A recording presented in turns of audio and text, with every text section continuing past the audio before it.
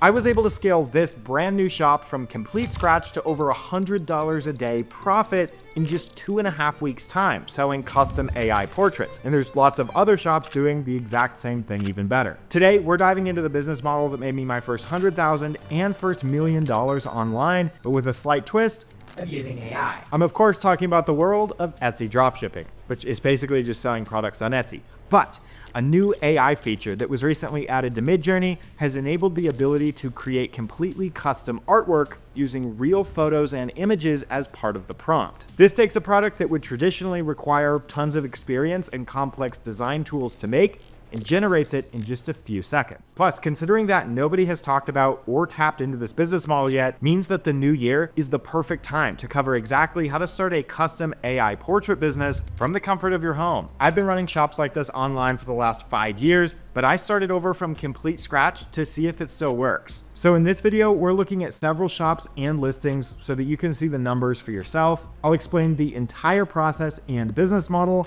and even build out some custom portraits right here in this video so you can learn everything you need to know. Now, for you to really understand how all of this works and see the potential here, take a look at this listing here on Etsy. This brought in over 2,600 reviews. It's a simple custom pet portrait, and they have a ton of different background styles that the customer can choose, and just the digital file here is selling for around $22. This single listing has brought in an estimated 10,000 sales and around $300,000 of revenue.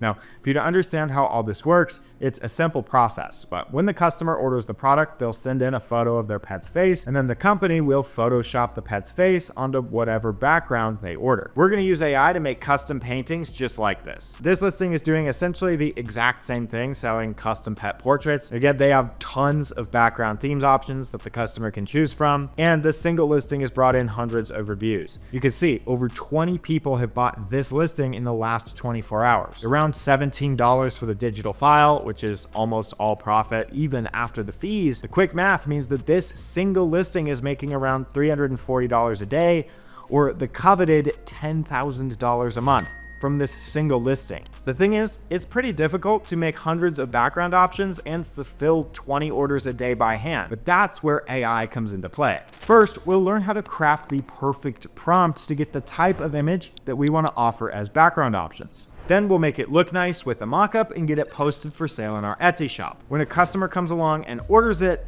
they'll send in a picture of their pet's face, and we'll use Midjourney to edit the original AI artwork, upload the customer's photo, and the AI will blend in the new photo with the original version, creating a new completely custom painting with the customer's pet as the subject. The thing that makes this product so profitable and unique is we can sell it as a digital product or as a physical print. If a customer orders a digital download, we can just email them the file.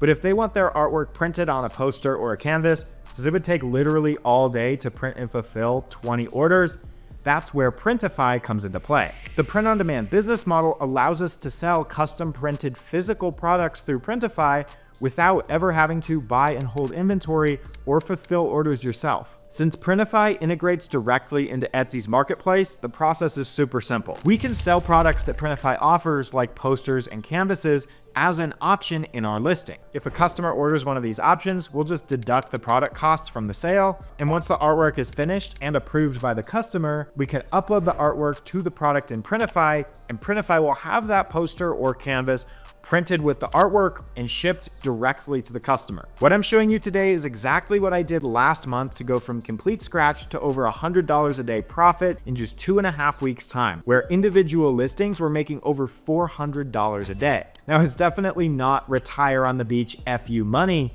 but it's a start. If I had time to keep growing this shop, I have no doubt that I'd be able to scale it to the point where I have multiple individual listings like these that are combined bringing in probably $20,000 a month in profit. See, I didn't even clickbait as hard as I could have. I'll leave more examples down below, but now that you can see how well this works, there's only 3 things that you need to do this business. First is a shop on Etsy to sell your listings in. Second are good listings to showcase the paintings you're trying to sell.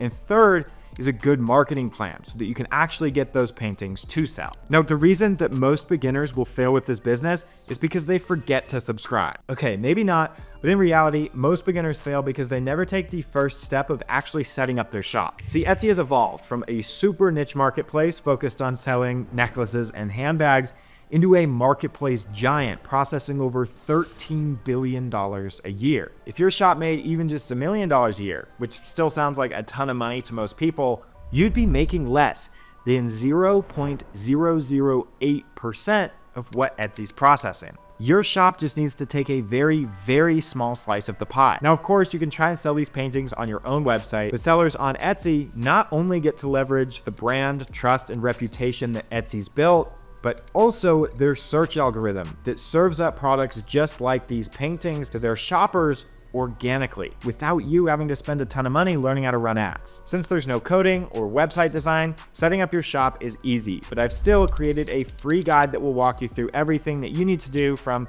coming up with your business name to getting a business email and opening a Printify account connected to Etsy with 40 free product listings. This guide gets you the maximum discounts, and it should take you about 10 minutes and maybe another 20 minutes to get a logo and a banner image designed and to get your shop to a point where you're completely ready to sell. So download the guide at the end of the video. But with the shop set up, we can move on to the most important element of the business, which is the artwork.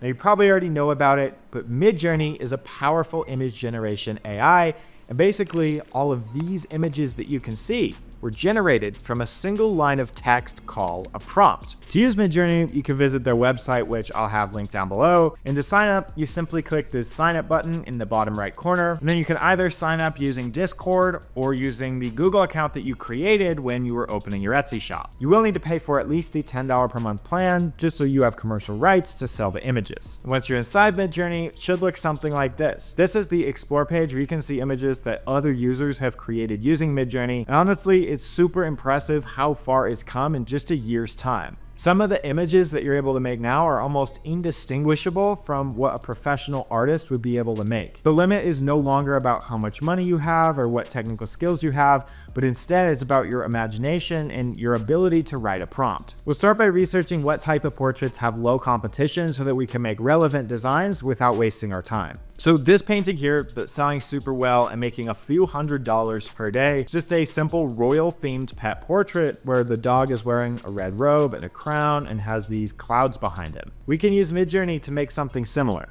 This drop down here lets us modify the settings and change the image size to 16 by 20. And that way the artwork will always be a vertical painting. Then just make sure it's set to the latest version and all the other settings can kind of stay at their default. And then this box right up here is where we're going to write the prompt for the type of image we're trying to make. If you get the prompt right, you can really make anything. For example, we could write Renaissance style portrait of a dog wearing a crown and royal clothes, bright royal colors, and then just hit enter to start generating it. Then in the create tab, we can see it generate right before our eyes. For our very first prompt, these results aren't even that bad, but they might not always be perfect. So we can always go back in and modify the prompt to get better images. I could just click this box to add it back into the prompt.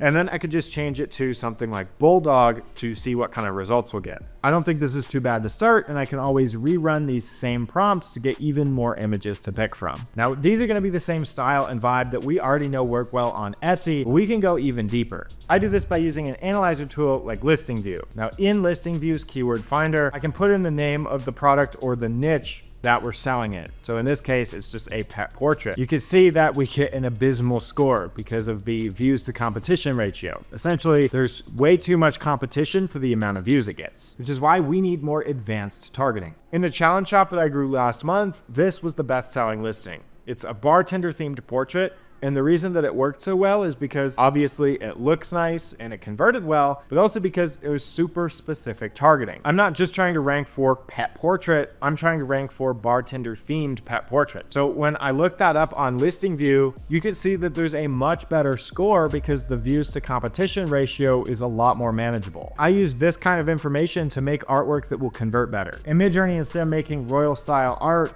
I can make a portrait of a dog dressed as a bartender. This works in the exact same way, so I can keep trying until I get something I like. The final way to ensure you get the best possible results when making your artwork is when you find a shop that's selling the product that you want to sell successfully, you just plug that shop into the Listing View shop analyzer, and then you can come down and filter out all their listings by the best selling. So this lets us view the absolute best-selling listings, which in this case is actually a cat version, not a dog version. So why not try to make this as well? And to get even better results on the Midjourney side, if we go into the Midjourney Explore page, we can search for any kind of niche. So if we search for royal cat portraits, you can see a ton of images that other users have created. So we can scroll through here and look and see if there's anything that we want to try and replicate or imitate in our own designs. We can come down and click on this image button to reference this image as a part of our prompt. You can see it gets added at the top, and Midjourney is now going to reference this image when we generate the prompt. But you can also go through and add multiple images to the prompt if you want. When we generate the image, you can really start to see how the new image resembles the image that we added to the prompt. Now, to stay super organized with the artwork that you've generated that you're going to try selling, you can come over into the Organize tab and click Create a Folder and just give it a name. So I'll call it Royal Portraits. And then when you create this folder, it allows us to drag in designs into this folder so that we can find them really quickly. From here, the entire process is just about getting the best possible images that we can. Keep generating new artwork until you start getting images that give off that same high quality aesthetic that Etsy's known for. Then you have to get all that artwork published for sale in the Etsy shop that we set up. When you post a product for sale on Etsy, it's called a listing, which is basically like a mini product page or website for that product. To make a great listing, there's 3 things you need: the main product image, info cards to help sell the product, and great keywords in the listing so that the shoppers who are already coming to Etsy can find the products you've posted for sale. To make the main listing image, we have to put the artwork that we've generated onto a mockup, which is basically another image that displays our artwork. It's supposed to make it feel handmade and alive. Now, you can usually buy mockups right off of Etsy that other shops have used and already proven to work, but since a frame is a very straightforward mockup to use, I've found that Midjourney can actually make them. So in the same way you make the artwork, I can go through Midjourney's Explore page and look for something like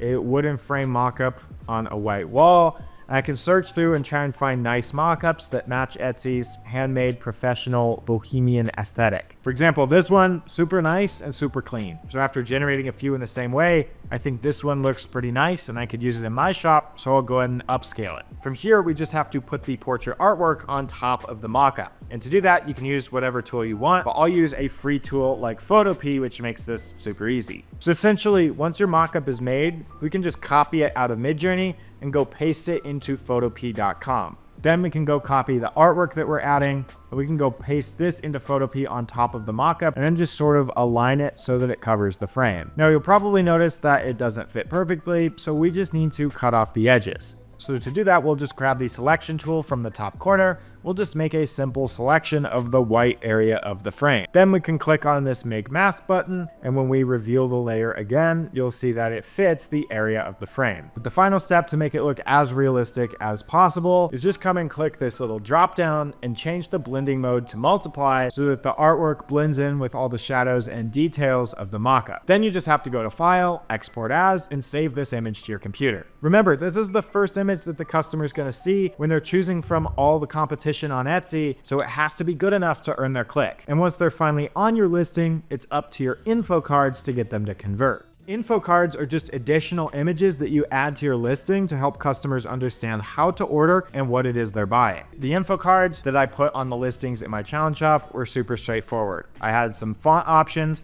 so if a customer wanted to add their pet's name into the portrait, they could do so. I show how the product is made in vague terms, since we're using AI, and other things like how to order. You offer all the background options in the info cards as well. And then I also made this specific theme info card that did the best. I think offering less but higher quality options helped me make more sales. This type of info card is just a bunch of background options next to each other with a number on each one so the customer can tell you exactly which one they want. The best way that I found to get info cards is to look at what's already working and then make my own version. Don't try and reinvent the wheel here, and don't let this step hold you back. It's really a lot simpler than it looks, and once you have good info cards, you can reuse them on all your future listings. And once you have the info cards ready to go, the most important element of the listing is your keywords. The keywords that you use in your listing will determine its success. Etsy is a search engine, which means you need to get your products to show up when a customer searches for the type of product you're selling. Now, I've already showed you this keyword finder tool, which is how you identify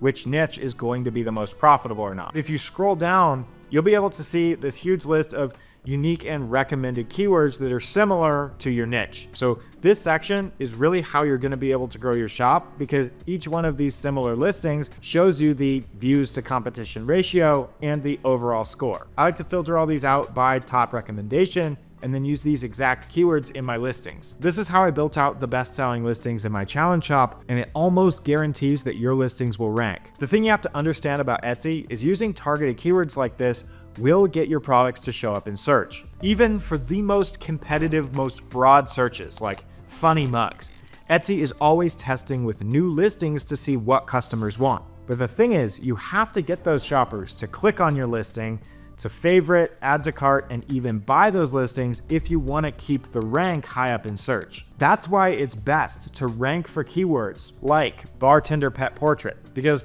there's way less competition, so Etsy's going to give you more chances to rank really high up in search results. And then it's just up to your images and info cards to get them to convert. Since a fully custom product like this one has a really high perceived value, instead of fighting for scraps and undercutting everyone trying to have the cheapest listing to get more sales, why not do what this listing does and just sell it for more? With less sales, you'd be able to make the same amount of money, and the extra profit would allow you to do things like run paid ads if you wanted to, even though I still always recommend mastering Etsy's free traffic first. Now, when you repeat this process enough times, you'll build up sort of a listing army. Each one of your listings is going to be fighting for a spot in the algorithm, and eventually, with enough listings, you'll have a large enough listing army that you will get sales. Just remember that the shops you're going up against have their own listing armies, so your listing army needs to be at least as big, if not bigger, than the existing successful shops if you want to have a chance at making money here. But once orders do start coming in, Midjourney's new feature is what makes fulfilling these orders so easy. Now, I'm going to use this image of my dog, Bo, but you just want to use the image that your customer sent you. We'll assume that this is the background image that the customer ordered, since it was the best-selling one from my challenge shop. And basically, you just want to come down here and click this editor button in the bottom right corner. And this is where all the magic happens. Basically, we just want to erase the image